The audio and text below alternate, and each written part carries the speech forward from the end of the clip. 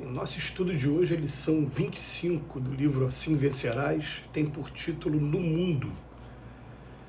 A pretexto de exaltar a fé, não podemos fugir do mundo como se o mundo não fosse a nossa escola de aperfeiçoamento e renovação.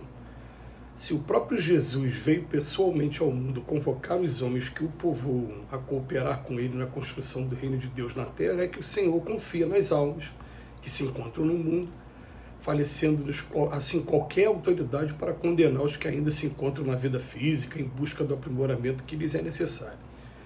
O Evangelho não improvisa heróis e nem relega aos anjos tarefas que devem estar nas nossas mãos.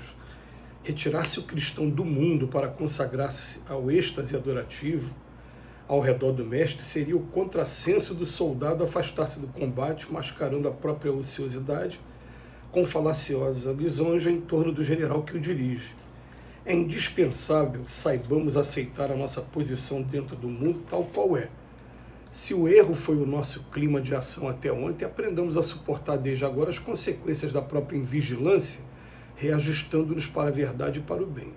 Se jazíamos cristalizados em deploráveis enganos, toleremos as lições amargas que a ignorância nos impôs e avancemos de consciência reerguida para a luz da própria ressurreição espiritual. Não nos esqueçamos de que todos os vultos veneráveis do apostolado de Jesus saíram do mundo. Todos os gêneros da bondade, da abnegação, que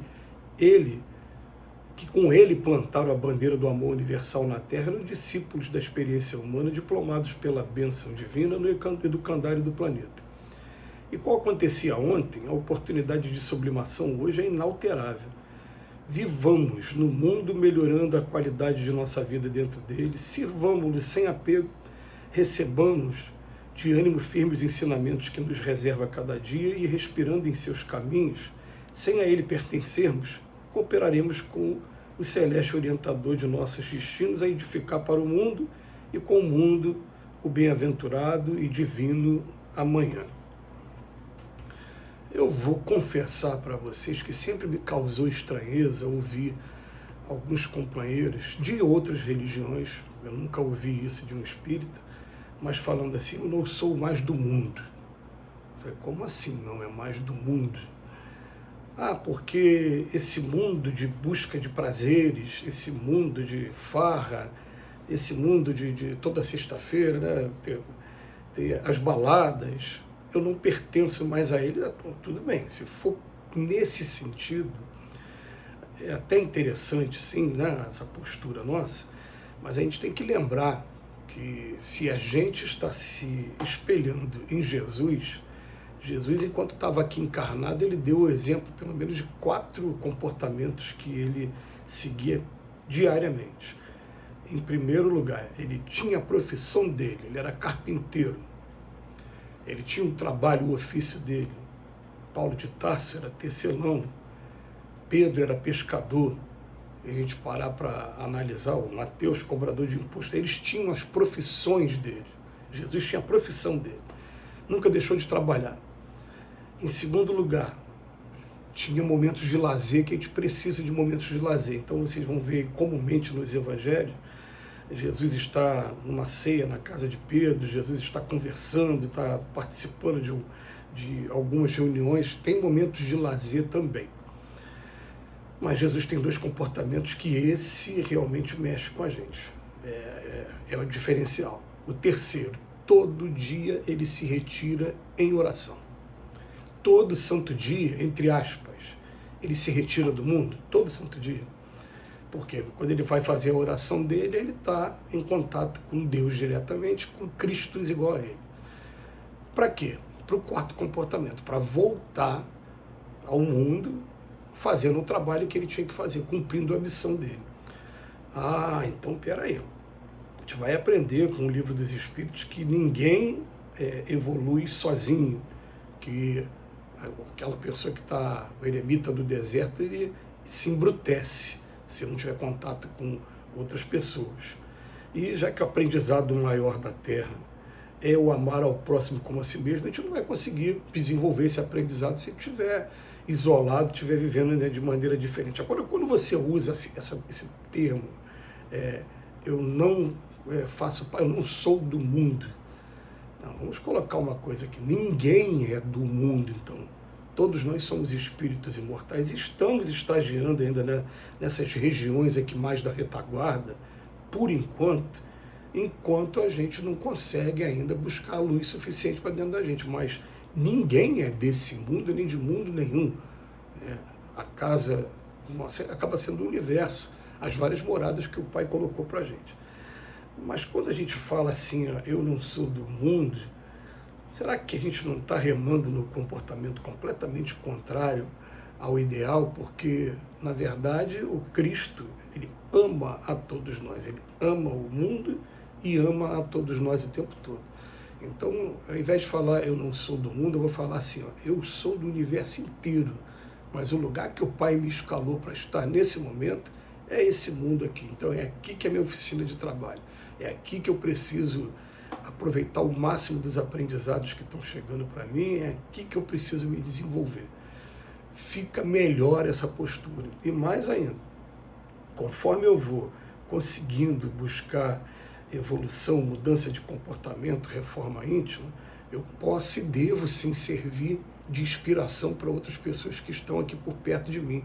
Então o que acontece é, a gente vai servindo de inspiração para os outros, vai chamando as pessoas junto com a gente. Eu, por exemplo, vou ser muito sincero, nessa minha encarnação, eu sempre atraí e fui atraído por pessoas que eles gostam de farra, gostam de bebida alcoólica, a maioria são músicos, então gosta de reunir para uma boa prosa, gosta de compor, e sempre tem o uso da bebida alcoólica, e sempre tem os momentos de farra deles. Né? E que eu me sinto muito familiarizado com isso. Né? Mas o que acontece? Vai chegando um momento em que a gente procura provar para alguns amigos, mostrar para alguns amigos, olha, é possível ser uma pessoa religiosa sem ser uma pessoa chata. Como é que a gente vai? Porque pelo menos na doutrina espírita a gente vai encontrar um capítulozinho que fala o homem do mundo. Fala, olha, quando a gente convida vocês a terem uma postura de reforma íntima, a gente não está convidando vocês para uma vida mística, isolada de tudo e de todos, não. Está lá no capítulo, viva os prazeres da geração de vocês, mas com algumas condições, né? Primeiro, respeitando, procurando não ofender nem melindrar nenhum dos nossos irmãos, procurando entender que a minha passagem por esse mundo ela é rápida, então tudo que estiver me prendendo, me apegando aqui, pode estar trazendo problema para mim. Os apegos, a grande maioria das vezes aqui, acabam sendo o quê? Acabam sendo no campo da gula, né? Os alimentos, no campo da matéria, dos bens materiais, no campo da sensualidade também. São esses três aí que mais prendem a gente aqui, que a gente tem que tomar um cuidado muito grande. Né? A gente falou ontem no curso do Livro dos Espíritos, né, que a alimentação e reprodução, esses dois campos de força que a gente tem, o gástrico e o genésico, eles são responsáveis pelas funções mais primitivas nossas. Desde que a gente era princípio inteligente, a gente se alimenta, a gente se reproduz. E eles são os que mais prendem a gente aqui ainda. Então, a gente tem que começar a pensar assim, está me prendendo aqui no mundo, eu devo tomar um cuidado muito grande, porque, na verdade, eu sou um espírito imortal, a casa do meu Pai é o universo. Pronto.